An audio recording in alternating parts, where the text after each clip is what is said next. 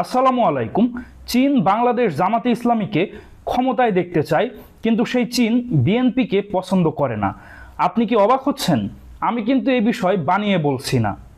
তো সাম্প্রতিক সময়ে বাংলাদেশ জামাতে ইসলামের আমির ডাক্তার শফিকুর রহমান জুলাই মাসের 11 থেকে 15 তারিখে যে চীন সফর করেছেন, তারপর থেকে কিন্তু এই বিষয়টা ব্যাপকভাবে আলোচিত হচ্ছে যে চীন হয়তো জামাত ইসলামীকে ক্ষমতায় দেখতে চায়। কিন্তু এর পরেই 19শে জুলাই বাংলাদেশ জামাতে ইসলামের একটা বিশাল মহাসমাবেশ হয়। তো সেই ঘটনার পরে এই বিষয়টা কিছুটা আড়ালে চলে যায়। তো সেই বিষয়টা আমি আবারও আপনাদের সামনে তুলে ধরতে চাচ্ছি যে কেন চীন আসলে বাংলাদেশ জামাতে ইসলামীকে ক্ষমতায় দেখতে চায়। চীন সফরের আগে আমিরে জামাত ডাক্তার শফিকুর রহমানকে চীনা রাষ্ট্রদূত যেভাবে সংবর্ধনা জানিয়েছিলেন, সেটা আসলে আমি খুবই অবাক হয়েছি যে বাংলাদেশের কোনো রাষ্ট্রপ্রধান বা প্রধানমন্ত্রীও যখন চীন সফরে যান, তার পূর্বেও হয়তো এত বড় সংবর্ধনা দেওয়া হয় না। জামাতে ইসলামের এই চীন সফরের আগে বিএনপিও কিন্তু একটা চীন সফর করেছিল, সেখানেও কিন্তু চীনা রাষ্ট্রদূত বিএনপিকে এতটা সংবর্ধনা জানায়নি। আর শুধু তাই নয়, জামাতে ইসলামের আমির ডাক্তার শফিকুর রহমান যখন চীন থেকে বাংলাদেশে ফেরত আসেন 15 জুলাই, তখন চীনা রাষ্ট্রদূত আবারও তাকে এয়ারপোর্ট থেকে রিসিভ করেন এবং পুনরায় তাকে সংবর্ধনা জানান। যেটা আমার কাছে এমন মনে হয়েছে যে জামাতের আমির ডাক্তার শফিকুর রহমান তিনি হয়তো রাষ্ট্রপ্রধান, কিন্তু তিনি একজন দলের প্রধান হয়েও চীনা রাষ্ট্রদূত তাকে যেভাবে সংবর্ধনা জানিয়েছেন, আর চীনেও আমিরে জামাত ডাক্তার শফিকুর রহমানকে যেভাবে আমন্ত্রণ এবং সংবর্ধনা দেওয়া হয়েছে, তাদের সাথে যে বন্ধুত্বমূলক আলাপ আলোচনা হয়েছে, সেটা আমার কাছে খুবই বিরল মনে হয়েছে। বিশেষ করে জামাত ইসলামীর সাথে চীনের যে কমিউনিস্ট পার্টি, সেখানে পার্টি টু পার্টি আলোচনা হয়েছে। আর সেই সাথে চীনের বিভিন্ন যে উন্নয়নমূলক সংস্থা যারা বাংলাদেশে বড় বড় মেগা প্রজেক্ট করে দেয়, সেই সংস্থার সাথেও কিন্তু জামাত ইসলামের বৈঠক হয়েছে। কিভাবে তারা এ সকল প্রকল্প বাস্তবায়ন করে, কিভাবে চীন তাদের উন্নয়ন প্রকল্প বাস্তবায়ন করেছে, কিভাবে নিজেদেরকে উন্নয়ন করেছে, সেই বিষয়টা জামাতের আমিরের সাথেও আলোচনা হয়েছে। তো এ সকল আলোচনা আসলে তাদের সাথেই হয়ে থাকে যারা ক্ষমতায় থাকে অথবা যারা ভবিষ্যতে ক্ষমতায় আসতে যাচ্ছে। আর আমি শুরুতেই বলেছিলাম যে চীন কেন বিএনপিকে পছন্দ করে না। তো এটা একটা ঐতিহাসিক ঘটনা। তো বিএনপি সর্বশেষ 2001 থেকে 2006 সালে তারা সরকারে ছিল। তো 2004 সালে বিএনপি একটা মারাত্মক সিদ্ধান্ত নিয়েছিল, সেটা হচ্ছে তাইওয়ানের একটা বাণিজ্যিক কনসুলেট অফিস ঢাকায় খুলেছিল। সেটা কিন্তু চীন খুব ভালোভাবে নেয়নি, সেটার ক্ষুব্ধ প্রতিক্রিয়াও জানিয়েছিল। এর পরপরই কিন্তু বিএনপি সরকারকে সেই তাইওয়ানের সেই বাণিজ্যিক কনসুলেট অফিস সেটা বন্ধ করে দিতে হয়। আর চীন সর্বদাই এক চীন নীতিতে বিশ্বাস করে, অর্থাৎ তাইওয়ান চীনের অংশ। সুতরাং চীনের কোনো মিত্র যদি কোনোভাবে তাইওয়ানকে চীনের আলাদা মনে করে, তাদের সাথে কিন্তু চীন খুবই সুসম্পর্ক রাখে না, তাদেরকে শত্রু মনে করে। এর পরবর্তীতে দেখুন বিএনপির সাথে কিন্তু চীনের দূরত্ব বৃদ্ধি পায়। যে আওয়ামী লীগ ভারতপন্থী, তাকেও কিন্তু চীন সমর্থন দিয়েছিল, কেননা তারা কিন্তু এক চীন নীতিতে বিশ্বাস করেছিল।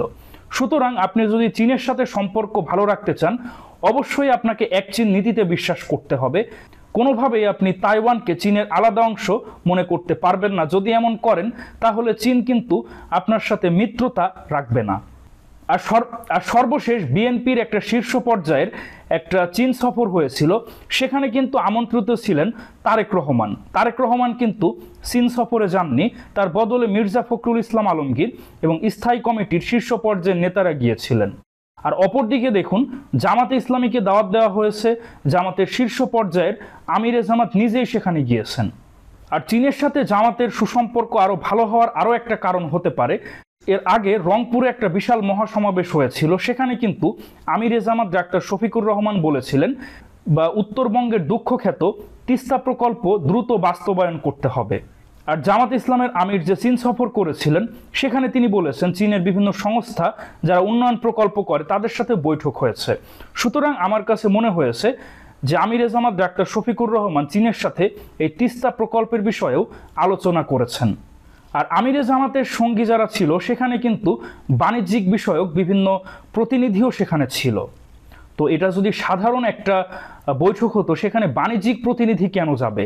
তার মানে কি এই যে জামাত খুব দ্রুতই ক্ষমতায় আসতে যাচ্ছে, সেজন্য চীনের সঙ্গে বাণিজ্যিক সম্পর্ক শক্তিশালী করতে চাই।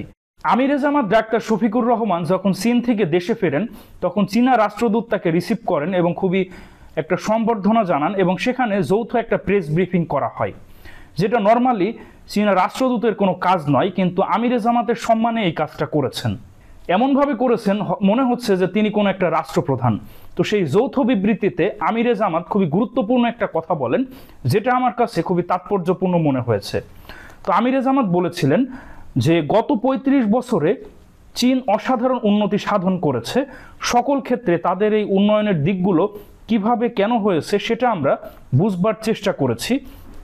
এই ক্ষেত্রে আমাদের জাতি এবং আমাদের দল বাংলাদেশের মানুষের ভাগ্য বদলের জন্য কি করতে পারে সেগুলো আমরা বোঝার চেষ্টা করেছি। আমরা অনুপ্রাণিত হয়েছি চীনে বিভিন্ন পর্যায়ের আলোচনায়। তো এ সকল আলোচনা কারা করে? যারা ক্ষমতায় থাকে অথবা পরবর্তীতে যারা ক্ষমতায় যেতে চলেছে তারা। যাদের ক্ষমতায় যাওয়ার সম্ভাবনা নেই তারা তো আসলে অন্য একটা দেশের সাথে কোনো উন্নয়ন প্রকল্প বা কিভাবে উন্নয়ন সাধন করা যায় দেশের, তো সেগুলো নিয়ে তো আলোচনা হবে না। আর সেই সাথে বিএনপির সাথে চীনের যে বিরোধ, এক চীন নীতি নিয়ে, এবং ২০০৪ সালে তাইওয়ানের যে বাণিজ্যিক অফিস ঢাকায় খুলেছিল, তৎকালীন বাণিজ্য মন্ত্রী ছিলেন আমির খসরু মাহমুদ চৌধুরী, সেটা নিয়ে কিন্তু চীনের বিশাল বিরোধ তৈরি হয়েছিল। সুতরাং আমার কাছে মনে হচ্ছে চীনের কাছে বাংলাদেশ জামাত ইসলামী এখন একমাত্র ভরসার দল। তো আপনারা মুসলিম বিশ্বের দিকে তাকান, আফগানিস্তানের তালেবান সরকারের সাথেও কিন্তু চীনের সম্পর্ক খুবই ভালো, ইরানের সাথেও চীনের সম্পর্ক খুবই ভালো। সুতরাং বাংলাদেশেও চীন আসলে ইসলামপন্থী দলের সাথে সুসম্পর্ক রাখতে চাচ্ছে, কারণ তারা জানে ইসলামী দলগুলো কোনো দুর্নীতি করে না, কখনো ভারতের দালালি করবে না। চীন আসলে বাংলাদেশের সাথে খুবই ভালো বাণিজ্যিক সুসম্পর্ক রাখতে চায়। আর বাংলাদেশকেও ভূরাজনৈতিকভাবে টিকে থাকতে হলে চীনের মতো পরাশক্তি দেশের সহায়তা অবশ্যই দরকার, সেটা বাণিজ্যিকভাবে হোক বা কূটনৈতিকভাবে হোক। আর চীন জানে ইসলামপন্থী দল কখনো ভারতের দালালি করবে না এবং তারা অসৎ নয়, কোনো প্রকল্প নিয়ে কোনো টালবাহানা তারা করবে না বা ভারতের চোখ রাঙানি তারা উপেক্ষা করবে। কারণ জামাতে ইসলামের ২ জন মন্ত্রী ছিলেন, তারা কিন্তু কোনো দুর্নীতি করেননি বা তাদের বিরুদ্ধে দুর্নীতির অভিযোগ নেই।